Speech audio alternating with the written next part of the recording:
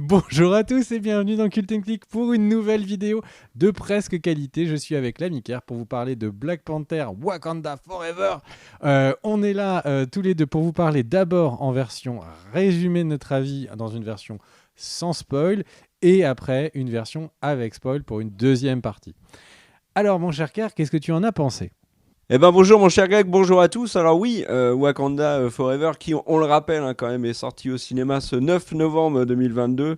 Si on le contextualise un petit peu, c'est très probablement un des deux, trois plus gros succès de l'année 2022 dans les prévisions, avec Avatar 2 et bien évidemment Top Gun Maverick qui trust la première place. Il est largement attendu comme le plus gros succès de Marvel cette année, donc beaucoup de pression sur Ryan Coogler, sur Marvel et sur bien évidemment tout le casting, et notamment Laetitia Wright qui reprend vraiment les rênes de cette franchise Black Panther.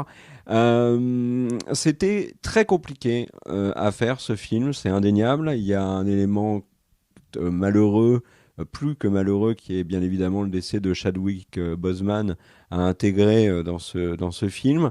Comment l'intégrer, c'était une des grandes questions. Comment faire tourner le scénario autour de cette perte terrible sans pour autant tomber dans le graveleux, un peu comme l'avait fait, je trouve, Fast and Furious avec le décès de Paul Walker, notamment dans ce qui était de la Décès promo. présumé.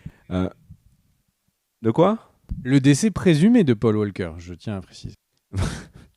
Et oui, running gag de Cult & Click. Alors, c'était bien évidemment compliqué. D'ailleurs,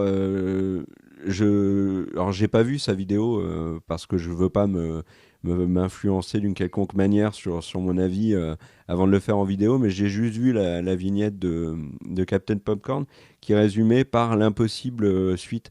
Et en effet, c'était, à mon sens, quelque chose de très compliqué à faire pour Ryan Coogler entre l'hommage à Chadwick Boseman et d'un autre côté intégrer le personnage de Namor, la rivalité donc avec, euh, avec ce nouveau peuple, mais aussi faire en sorte que ce nouveau peuple n'ait pas trop d'éléments de comparaison possible avec Aquaman, et non plus, vu qu'ils sont bleus, avec Avatar, alors qu'Avatar 2 arrive. Enfin bref, c'était un casse-tête monumental, d'autant plus qu'ils ont décidé dans ce film d'intégrer un nouveau Black Panther, ce qui, je tiens à le souligner, alors que je me recadre, était un élément qu'ils avaient dit ne pas faire juste après le décès de l'acteur. Ils avaient annoncé qu'il n'y aurait pas de nouveau Black Panther dans la suite. Alors ils sont revenus dessus. C'est pas choquant, je tiens à le souligner, mais quand même ils sont revenus dessus. Alors est-ce que cette suite est réussie?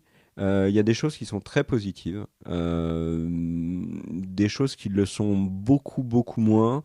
Je vais commencer par le positif. Moi, je trouve la force du film, ce sont les personnages.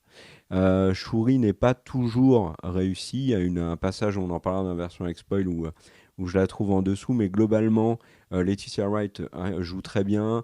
Le personnage est plutôt bien traité. Nakia, c'est pour moi extrêmement difficile d'être objectif, étant amoureux de l'actrice Lupita Nyong'o. Mais objectivement, elle est vraiment sous-exploitée dans ce film. Angela Bassett est très bien. Je trouve que les Dora Milaje sont en dessous, hein, vraiment en dessous, avec quelques fausses notes aussi. C'est un film qui introduit un personnage majeur du MCU qui est Riri Williams, alias Iron Heart. En Riri, elle est très chouette. Et puis surtout, il y avait Namor. Il y avait Namor, et c'est pour moi la très grande force du film. Je trouve que le personnage est très réussi. L'acteur qui l'incarne et qui vient de Narcos New Mexico, qui s'appelle Tenoch Huerta, est à mon sens Namor, mon personnage préféré de la phase 4. Tous confondus parmi Tu trouves les pas que c'est un nouveaux, hein. personnage qui prend l'eau par exemple ? Ouais, il aurait pu à plusieurs reprises boire la tasse, mais je trouve que il surfe bien sur le succès du. Non, j'y arrive plus là. On est moins inspiré que sur notre avis sur les pieds. Tu te rappelles dans House of the Dragon. Autre personnage, tu vois, qui m'a un petit peu déçu, c'est M'Baku. Je trouve que Christian Duke est un excellent acteur, et notamment si vous l'avez vu dans le film Us de Jordan Peele. Là, je le trouve un peu caricatural, mais bon, voilà, et globalement les personnages sont une des vraies forces du film. On notera quand même la qualité des scènes d'action et des effets spéciaux. On a un film Marvel qui là cette fois veut vraiment nous impressionner, et il le fait plutôt bien. Le scénario, il y a un gros focus sur l'intrigue et ça part pas dans tous les sens.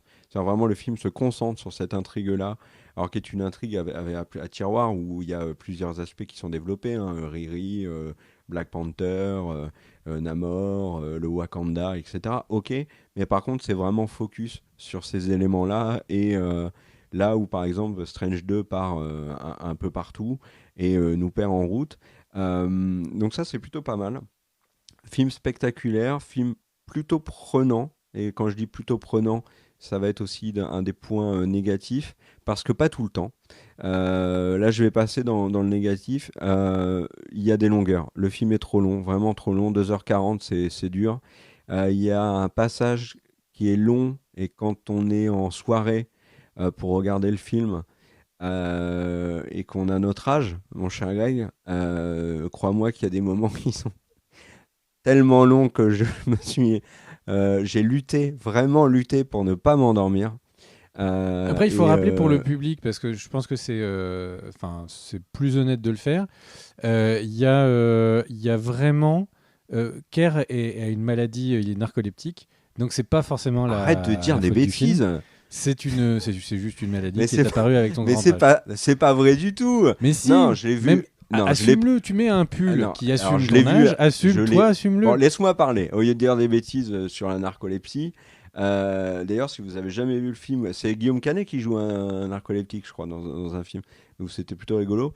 Il y a vraiment des longueurs. Et par exemple, moi, je me suis senti partir en mode bon, bah écoute, je vais faire une bonne nuit. Mais heureusement, Namor est arrivé à un moment clé et a enclenché une énorme scène d'action qui m'a complètement réveillé. Donc ça, c'était cool. Mais il y a quand même des longueurs. Euh, le film aurait mérité d'être peut-être plus court, mais il veut nous raconter tellement de choses et puis aussi prendre son temps sur certains points, que bah voilà, la durée était peut-être un peu logique. Dans les autres points négatifs, même problème que sur le 1, sur tout ce qui concerne le Wakanda, j'ai énormément de mal à y croire. Il y a plein de choses qui fonctionnent pas, je trouve. Le film souffre d'un incroyable surréalisme. Et ça, c'est un gros problème. C'est rentrer dans l'intrigue pleinement et pas juste être là en train Enfin, moi, il y a plein de moments du film où je me suis dit, mais ça n'a aucun sens, ou c'est complètement improbable.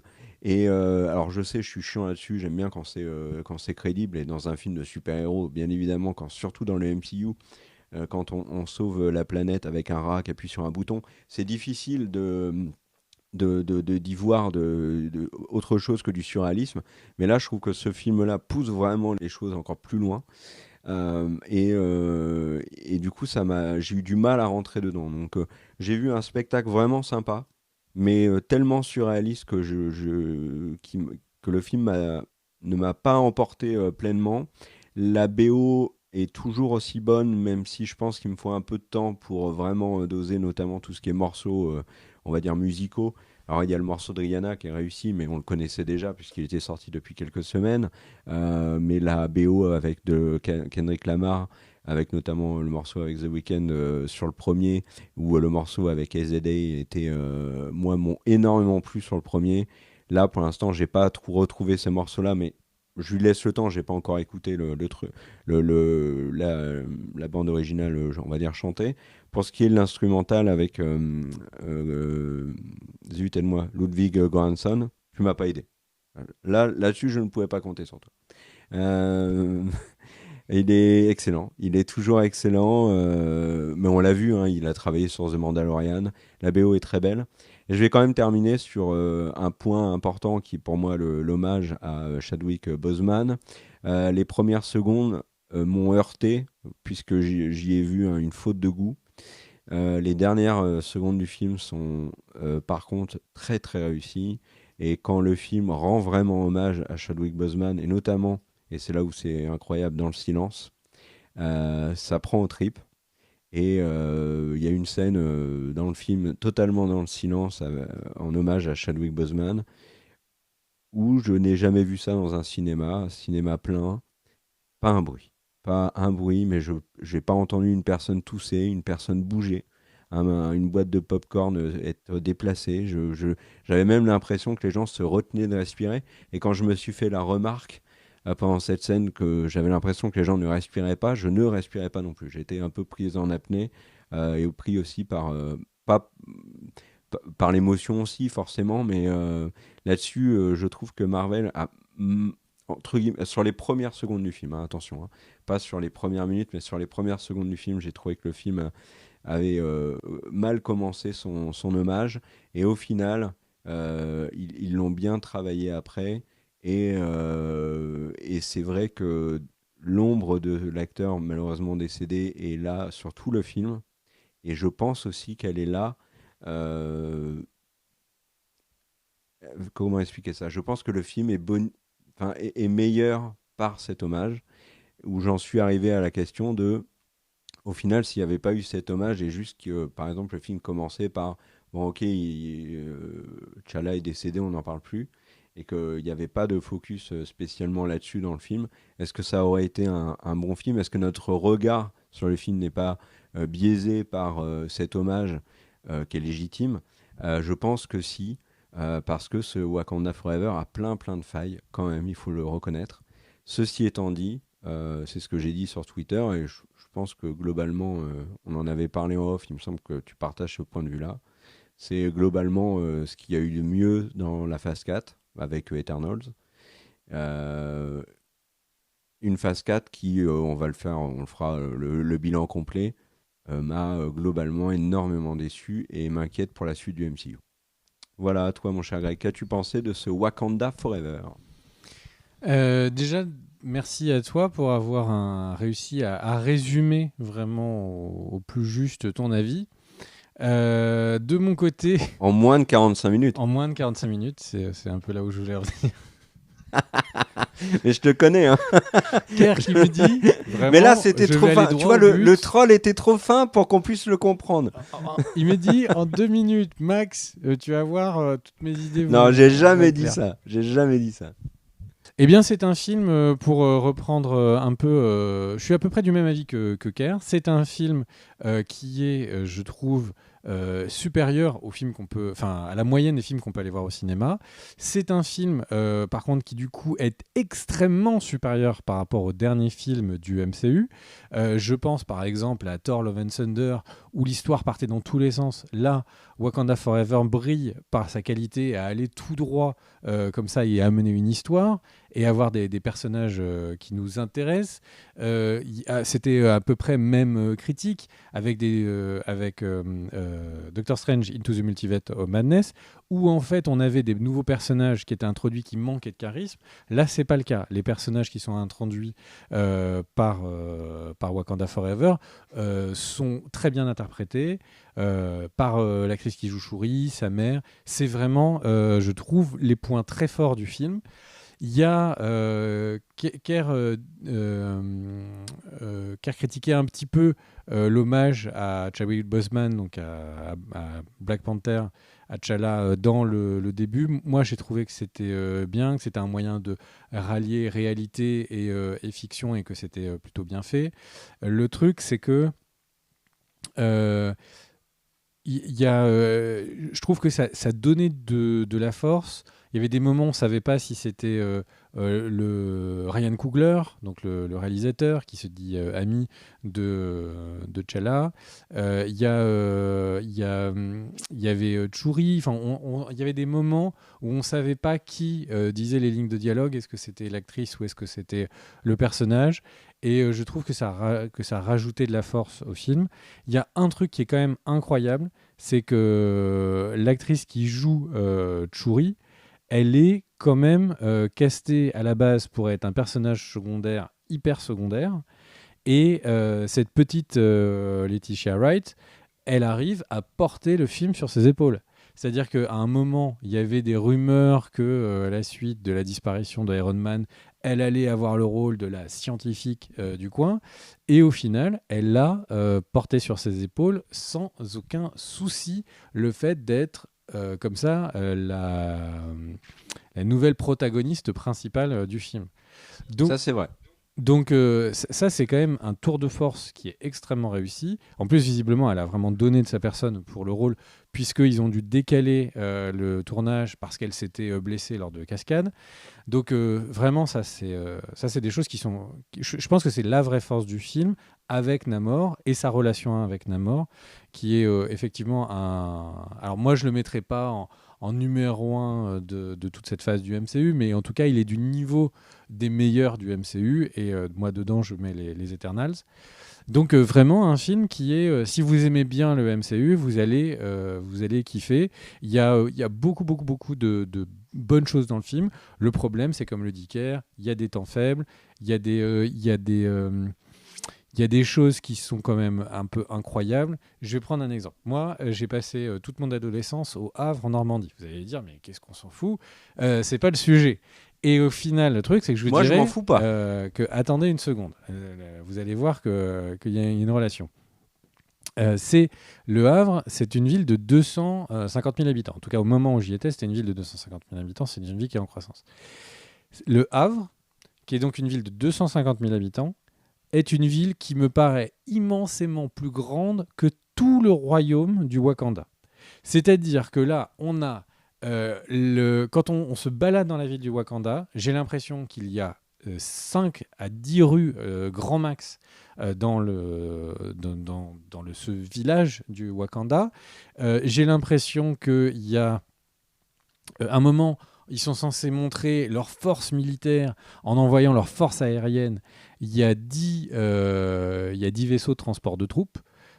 Donc typiquement, je pense si on fait un rapport de force, le Wakanda est moins équipé qu'une ville qui est dans le bas des 10 plus grandes villes de France. Et c'est un truc qui est étrange dans ce film. Je vais juste, je te donne tout mon propos, et comme ça après tu pourras y réagir. Le truc, c'est que en fait, le film a été annoncé par Variety comme étant un film à 250 millions de dollars de budget. Ce qui en fait un film qui a un budget supérieur à Avengers premier du nom. On pourrait argumenter que, en plus, Avengers premier du nom, il y avait des acteurs qui avaient des gros contrats.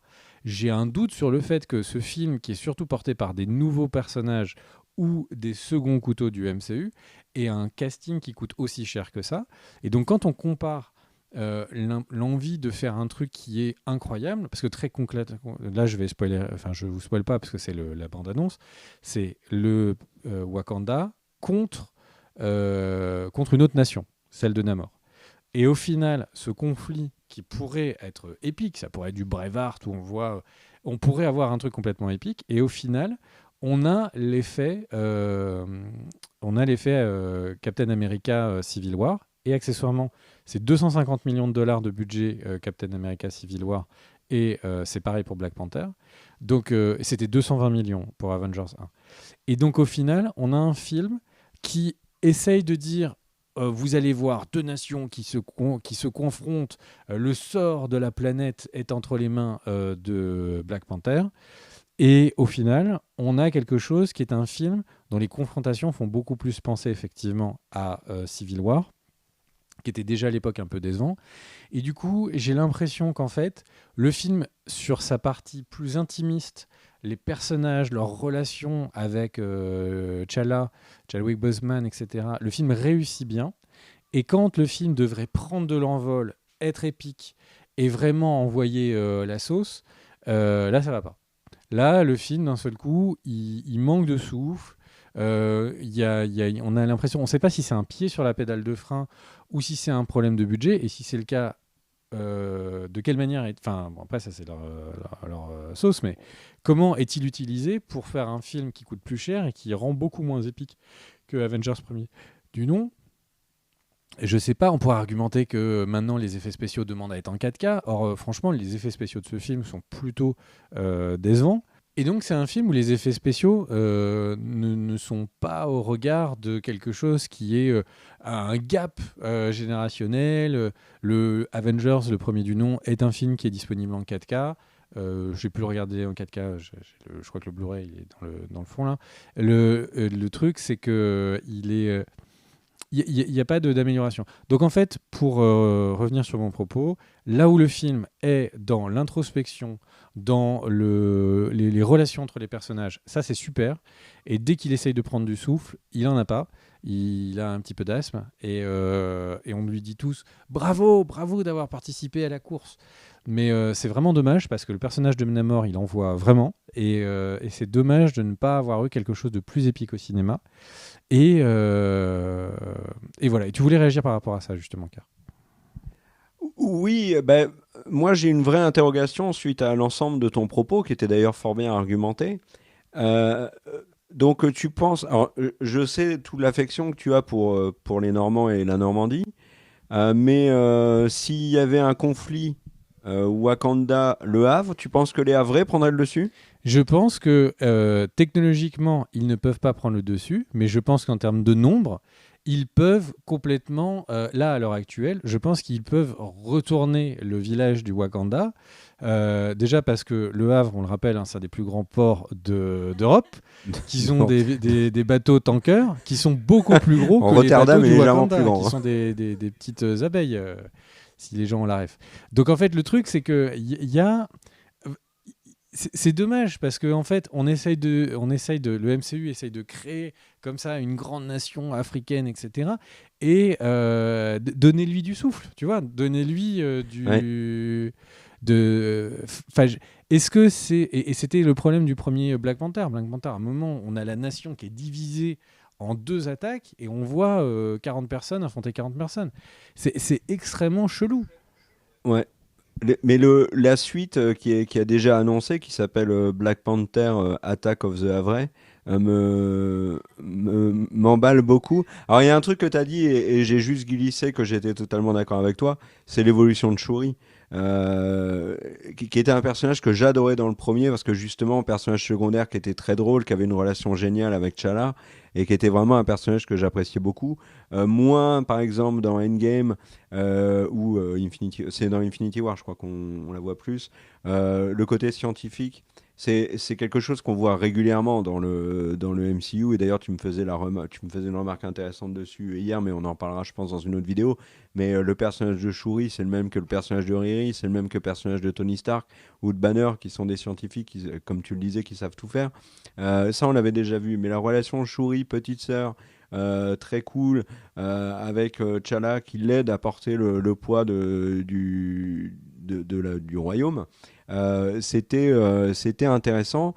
Là, c'est complètement différent, mais elle s'en sort très bien, sauf pour moi dans une partie du film qu'on va aborder dans la partie avec spoiler. Est-ce que d'ailleurs on peut commencer tout de suite comme ça c'est plié?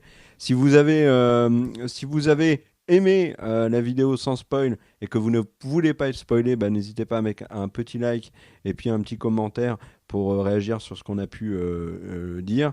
Et puis bah, là on passe à la partie avec spoil, mon cher Greg, et je vais tout de suite parler de Shuri et de pourquoi à un moment donné elle m'a un peu perdu. C'est bien évidemment le moment où, avec Killmonger et l'évolution du personnage en mode vengeresse, je trouve que ça va trop vite. Ça va trop vite.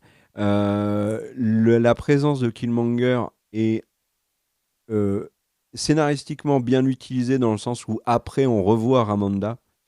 Mais on sent vraiment que de toute façon, c'était à T'Challa qu'elle devait parler. Et comme ils avaient juré qu'ils ne réutiliseraient pas l'image de Chadwick Boseman, et d'ailleurs c'est ce qu'ils ont très bien fait, et merci.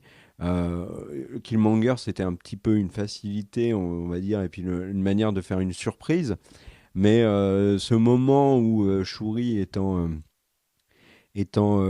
dans cet endroit, je ne sais pas comment il l'appelle d'ailleurs, avec Killmonger, puis la suite où elle se bat contre Namor, portée par la colère et l'envie de vengeance, elle m'a un peu perdu.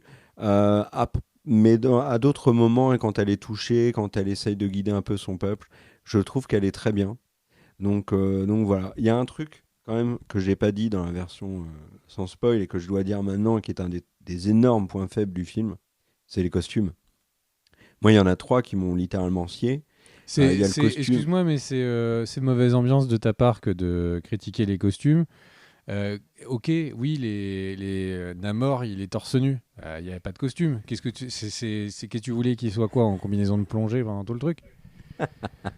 Non, alors justement, le look de Namor est extrêmement réussi. Il y a trois costumes qui m'embêtent. Le premier, c'est celui de Black Panther, et ça, c'est dommage. Je trouve qu'il est trop doré. Et alors là, c'est vraiment purement un avis esthétique, hein.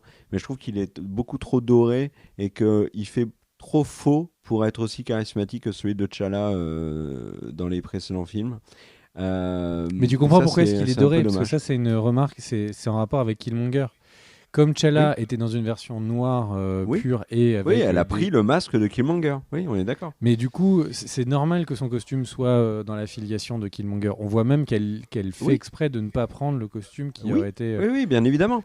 Mais c'est aussi dommage que de fait, le look de Killmonger étant vraiment différent dans le premier à celui de T'Challa, là, je trouve que ce costume de Black Panther ne fonctionne pas. Je pense justement qu'ils vont pas le garder parce que elle va renier un peu cette filiation avec Killmonger par la suite, vu que elle a fait ce choix à la fin de sauver Namor, mais enfin de l'épargner. Enfin bref, bon, il y a celui-là déjà, celui qui fonctionne pas du tout et qui m'a fait rire, c'est celui de Riri Williams alias Iron Heart. Alors oui, il ressemble à celui des comics, pas de tous les comics d'ailleurs. Il y a des comics où l'armure est beaucoup plus fine, mais surtout là en fait à l'écran ça donne pas du tout quelque chose de réussi. Enfin, moi je me suis dit oh putain il y a un Power Ranger low cost qui vient de sortir. Ça m'a rappelé tu sais notre enfance devant Bioman. Et vraiment, ça marchait pas. Ce rouge pétant, c'est une faute de goût. C'est Keke Tuning sur le parking de Auchan qui a foiré son armure d'Iron Man. Ça marche pas. Ça marche pas du tout. Si, ça ressemble un peu à Hero 6, de Baymax. Mais enfin, ça marche pas. Cette armure ne fonctionne pas. Puis alors, celle de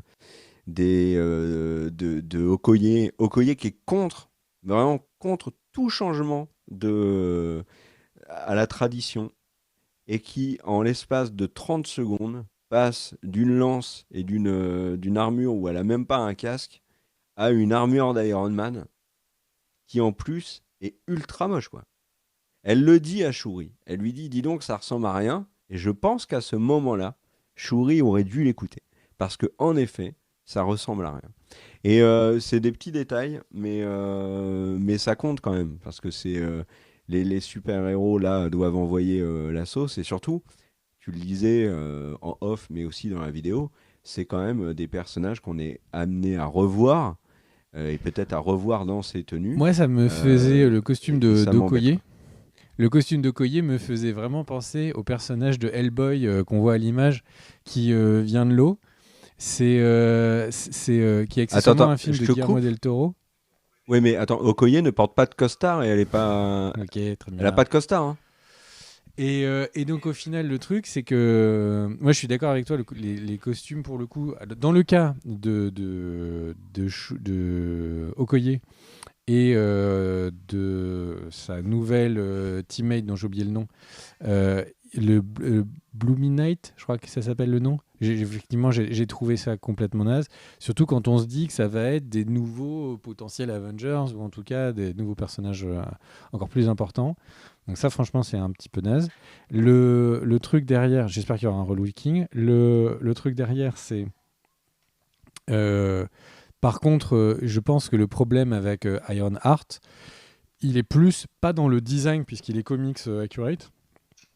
Moi, je pense qu'il est plutôt dans le rendu 3D, et c'est un problème qu'il y a constamment avec les productions Marvel maintenant. Les rendus sont vraiment en dents de scie, quoi. J'ai trouve que son costume, quand on la voit pour la première fois dans son costume qui n'est pas entièrement fait, je trouve ça beaucoup plus réussi que celui de fin de film, par exemple. Excuse-moi, Kerr, tu voulais continuer. Bah non, non, non, là, tu pouvais intervenir bien évidemment là, sur ces points-là.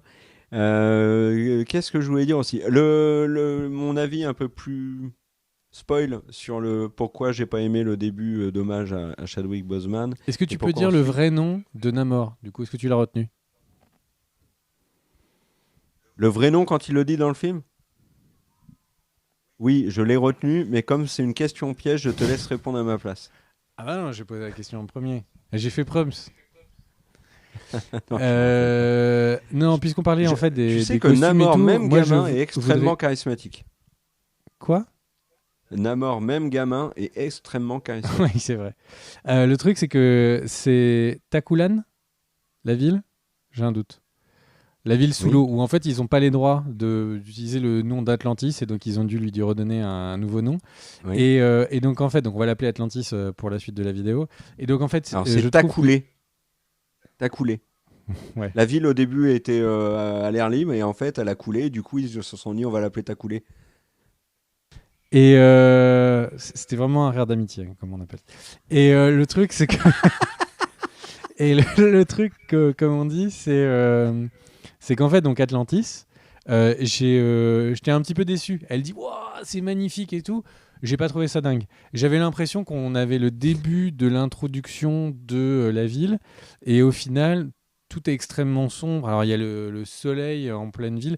Je trouvais que c'était peu clair, peu lisible, et c'est dommage parce qu'il y avait vraiment la possibilité de nous montrer du coup une nouvelle civilisation, un peuple qui peut peut-être être important dans la suite du MCU. Et là, j'ai eu l'impression d'avoir vu trois échanges au marché, un énorme temple incroyable, mais qui a l'air d'être vide. Et encore une fois, je pense que c'est un petit peu dommage.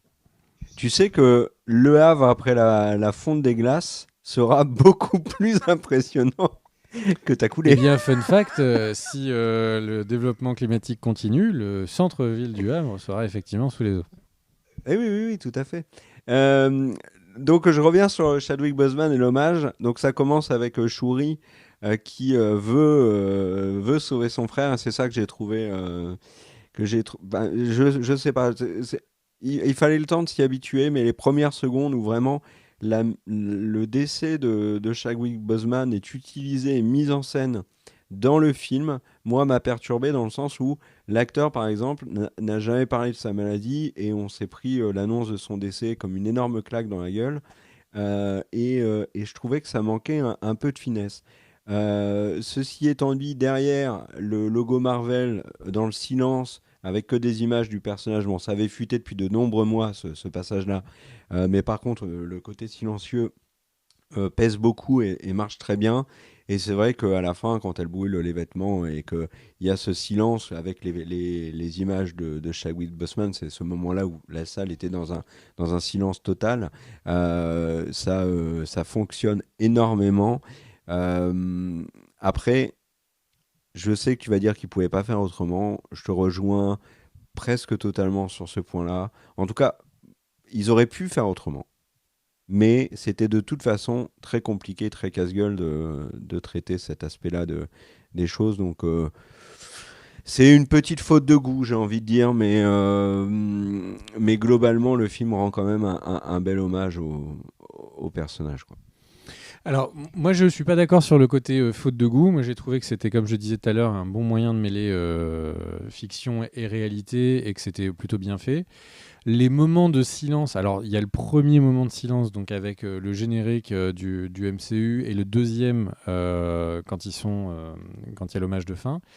Moi j'ai trouvé ça bien, j'ai trouvé que c'était plus aurait été chelou et là moins aurait été plus, tu vois, il a l'impression que c'était une obligation. Donc, moi, au contraire, trouvais que c'était très réussi.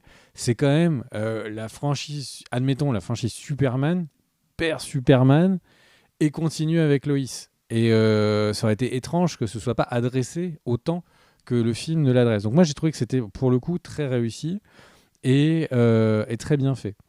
Je change de sujet. Le truc, c'est que là où moi j'ai une petite remarque par rapport au côté film et son placement dans le MCU dans le MCU et le côté méta. C'est une remarque négative, une remarque positive. De nouveau, on a de nulle part un fils d'eux qui apparaît. Donc là, on a le fils de T'Challa. On a eu il n'y a pas longtemps le fils de Hulk. On a eu donc en fait, on a des personnages qui sont beaucoup des fils d'eux dans dernière version. Miss Marvel est la fille de quelqu'un qui était à pouvoir. On a on a cette catégorie Teen Avengers qui est en train d'arriver. Je ne sais pas si on en fera une vidéo spécifiquement ou si on parlera un peu de la suite du MCU, mais vu les âges qui sont présentés, avec certains qui sont très jeunes, là le nouveau T'Challa, il a l'air d'avoir 7-8 ans, je crois, puisqu'ils disent à un Oui, mais moment lui, il va pas être utilisé. Bien sûr que c'est. Bah non, bien sûr que non. C'est Shuri qui va rester Black Panther et le moi, fils je de parle des T'Challa, il Teen va vivre sa Avengers. vie avec Nakia. Les Teen Avengers, je pense que c'est pas pour rien qu'on voit que les fils d'eux, tout le monde qui sont en train d'apparaître. Non, bah, il y aura aussi les sœurs d'eux, en l'occurrence la sœur d'eux. Moi, je trouve, mais bon, c'est un autre truc. Et par contre, donc ce que et pourquoi je dis mitigé, c'est parce que ça, je suis peu confiant de là où ça va aller d'un point de vue marketing. Maintenant, un petit truc comme ça, c'est que le MCU avec ses... je change de sujet encore. Le truc, c'est que le MCU avec ses transformations d'acteurs qui sont tous méga buffés, etc., je trouve que aller dans... et mettez du fuel dans la machine pour dire les femmes doivent tout avoir des corps parfaits, les hommes tous avoir des corps parfaits. Le dernier Thor Love and Thunder, Chris Hemsworth, qui est déjà méga buff, a été truqué, son corps a été truqué pour le rendre encore plus méga buff. Et du coup, là, je trouve que c'est chouette que Namor qui arrive ait un physique normal. Et c'est une bonne chose, quoi. Je sais pas si c'est une nouvelle règle, mais en tout cas, c'est une bonne chose de ne pas avoir une course à... Alors, je tiens quand même à souligner que ce que tu appelles physique normale pour Namor, c'est typiquement le torse que j'aimerais avoir quand je sors à chaque fois de la salle de sport, hein. Mets-toi de profil. Voilà. Je précise Mets-toi de juste. profil. Tu vas voir que t'es pas loin. Regarde, profil. Non, mais là, si je C'est juste que m'enfonce t'as un ton pull, capuchon là. dans le nez Enfin, comme t'as lui, deux pulls. ouais, non, je sais pas. Attends, dans l'autre sens peut-être? Non, mais non, dans ce là, sens-là. c'est pour lui faire un bisou. Non, voilà, c'est dans l'autre. Ouais, voilà. Et non, mais c'est des trucs qui sont plus nets, c'est des physiques plus naturels. Effectivement, c'est quelqu'un qui son métier, c'est son physique. Mais c'est des physiques qui sont plus naturels et qui sont, à mon avis, moins sous médicaments. Enfin bref, donc du coup, tout ça pour dire que ce film, je peux pas dire que j'aurais très envie de le revoir, ce qui est toujours un facteur important pour se dire à quel point on a aimé un film. Mais en tout cas, j'ai eu l'impression d'avoir un certain retour du MCU au cinéma parce que j'avais tellement été déçu par les deux derniers en se disant oh là là, en fait, c'est Enfin, vraiment, les deux derniers films étaient des mauvais films. C'était juste pas agréable d'aller au cinéma pour les voir. Le film d'avant, c'était Spider-Man, qui était un énorme cadeau de Noël pour tout le monde, mais dans un scénario qui était peut-être un petit peu simpliste. Et donc là, ça fait plaisir que le film revienne avec vraiment beaucoup plus de goût sur plein d'éléments. Et je veux pas terminer la vidéo sans le préciser, mais effectivement, Goranson à la musique, qui accessoirement est sur Mando parce que Ryan Coogler en a parlé avec Favreau, refait une musique qui est impeccable, plein de sonorités différentes qui sont testées et tout. Enfin, franchement, s'il continue, je pense qu'il va devenir vraiment un grand des BO de films dont on va se souvenir. En tout cas, je sais que moi, c'est à l'heure actuelle le compositeur que j'écoute le plus à cause de Mando, particulièrement en cinéma. Alors, tu parles de Goranson, qui est celui que tu écoutes le plus. Je respecte tout à fait ton point de vue. C'est vrai que Goranson, la BO du premier, est vraiment, vraiment magnifique. Là, il y a des thèmes dans le film qui fonctionnent très, très, très bien. Goranson a fait des merveilles sur Mando. Moi, je vous invite à écouter le morceau Open the Door de fin de saison 2 ou d'or, je sais pas comment on dit, je suis un génie en anglais, de fin de saison 2 de The Mandalorian, qui est un vrai, vrai bijou, où je pense que c'est le morceau Star Wars qui rend le plus bel hommage à John Williams. Et donc Goranson, c'est un poids lourd. Après, moi, je reconnais que celui que j'écoute le plus, c'est indéniablement Ramin Djawadi, bien évidemment, pour Westworld. Série annulée malheureusement, et puis par House of the Dragon. Mais la musique est vraiment très réussie. Ouais. Je terminais Mais la tu vois, vidéo par il une y a un question. truc que je voulais dire avant, si tu permets, c'est que j'ai sur Wakanda Forever comme sur le premier, je vois des failles scénaristiques et des éléments qui vraiment me laissent pantois, mais j'ai une affection et une sympathie vraiment pour beaucoup de personnages du film. Qui fait que j'ai beaucoup de mal, tu vois, à le rejeter catégoriquement malgré des défauts évidents. Ce qui n'est pas le cas, par exemple, de Strange. Strange 2, par exemple, m'a énormément déçu. Euh, Là où ce Wakanda Forever, comme le premier du nom, pour certaines scènes, certains personnages, va réussir à me parler et à me satisfaire. Mais est-ce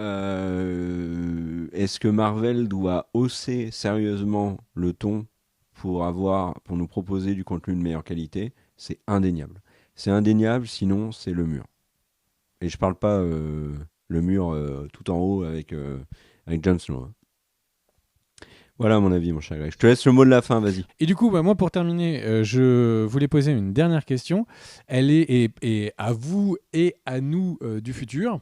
Est-ce que le film, avec Avatar 2, Le Monde de l'eau, est-ce que la manière dont ils ont filmé les plans sous l'eau on va se dire ah non mais là ils ont tout réinventé, ou si on va se dire en fait c'était pas si mal. Moi je trouve que les plans sous l'eau sont plutôt réussis. Je trouve dommage qu'ils aient pas montré plus de la cité, mais au final j'ai trouvé assez réussi. On va voir maintenant, c'est un gros blockbuster qui est arrivé dans un monde aquatique. On va voir si le prochain, qui est révolutionnaire, 10 ans d'attente, parce que notamment beaucoup de nouvelles technologies sur le fait de faire de la motion capture sous l'eau, à quel point c'est réussi. Cameron, qui est lui-même un plongeur, qui a fait des documentaires sur les fonds marins, je suis curieux de voir si ça va tenir. Et qui a eu son brevet de natation de 25 mètres et 50 mètres, hein.